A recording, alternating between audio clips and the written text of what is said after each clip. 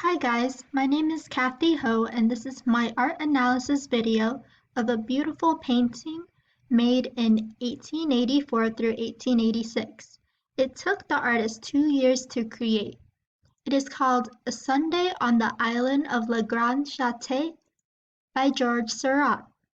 It is considered to be one of the most famous paintings in the art world. It is located at the Art Institute of Chicago, which I fortunately had the great opportunity to go to last year. This is a personal picture of mine with my friend's mother. From my first interpretation of the painting with no art analysis knowledge, it was quite large and popular compared to the other paintings. The artwork is 6'10" by 10'1", enough to cover an entire wall. It had a large crowd surrounding it and a line of fans waiting to take a picture with this magnificent painting. Take a second to look at the painting and think about what first jumps in your mind. A first thought that I had was the colors and how they were luminous in a sense. Seurat actually developed a technique called pointillism. This involves adding small touches of pure color that is not mixed but placed side by side.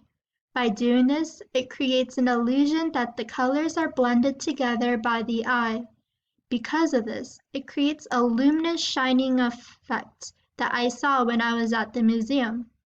To add on to this, he painted dark lines and dots surrounding the painting, resembling a shadow, so the painting can be more luminous looking. He also surrounded it with a pure white wood frame to truly allow this painting to shine. Another thought I had in mind what the painting was about and what it represented was that to an onlooker, it looks like a simple fashionable citizens in France having a nice afternoon at a park by the riverside. And to that's true. The painting depicts around 40 Parisians relaxing at a beauty spot on the famous river Seine in Paris.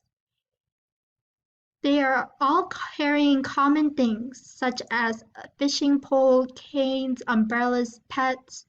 In fact, I found it interesting that one of the people had a capuchin monkey, which allows us to know that these are prestigious folks.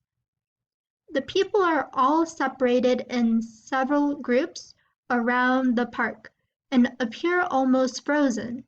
This gives off a frozen time dreaminess vibe.